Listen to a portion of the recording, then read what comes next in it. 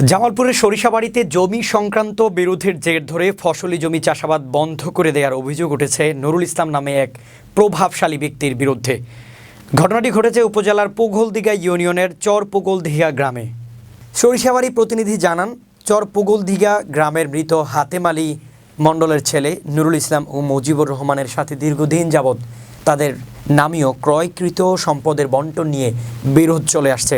জমি সংক্রান্ত বিরোধের জের ধরে গত শনিবার রাতে আবু বকর সিদ্দিক ওরফে কেতু নামে এক দিনমজুর কৃষককে মারধর করেছে নুরুল ইসলাম।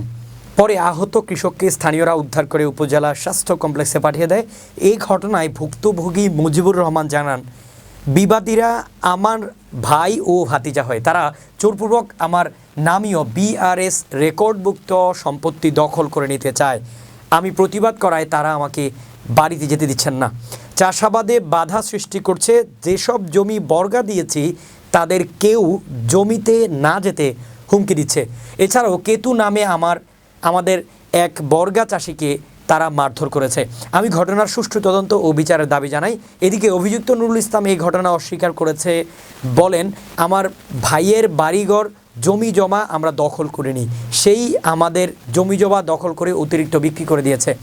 আমার অংশের জমি ভাইয়ের নামে বিআরএস রেকর্ড হওয়ায় তার ছেলে হাসান সেই জমি বিক্রি করে দিতে চাচ্ছে, তাই আমরা বাধা দিয়েছি। এদিকে মুজিবুর রহমানের আরেক সহোদর ভাই নজরুল ইসলাম বলেন, জমি জমা নিয়ে মারামারি মামলা মোকদ্দমা ভালো না, এতে উভয়ই ক্ষতিগ্রস্ত হবে, তাই সামাজিকভাবে বসে বিষয়টি মীমাংসা করা উচিত। এ বিষয়ে সরিষাবাড়ি থানা অফিসার ইনচার্জ মুশফিকুর রহমান বলেন, এখনও কোনো অভিযোগ পাইনি, লিখিত অভিযোগ পেলে তদন্ত করে আইনানুগ ব্যবস্থা নেওয়া হবে। অংশের জমি জমা যা খারিজ করা আছে, দাখিলে আছে, খাজনা পরিষ্কার করা আছে, এলে বন্ধক বাগি দিয়ে থাকি।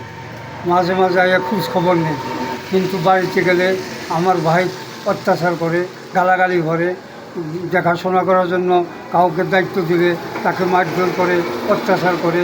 এখন যাদের কাছে জমি বন্ধক লাগাইছি তাদের হুমকি দিছে যে জমি ছাইড়া যে জমি আবাদ করতে পারবি না, এই সমস্যা। এটা রাজনের জায়গা, এটা রাজনের জায়গা, এর পাশে থেকে আমার জায়গা। প্রযুক্ত অবস্থা ওরা তো আসে না, ওদের জায়গা ওদেরই আছে।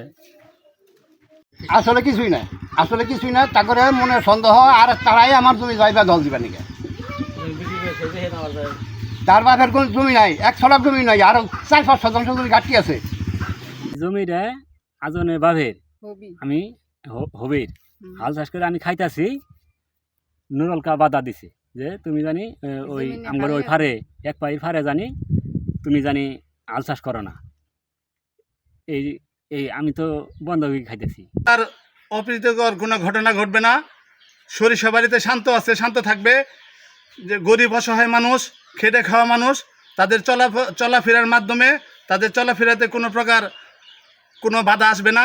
এটা বাংলাদেশ জাতীয়তাবাদী দলের বিএনপির নেতা শামীম তালুকদারের আদেশ।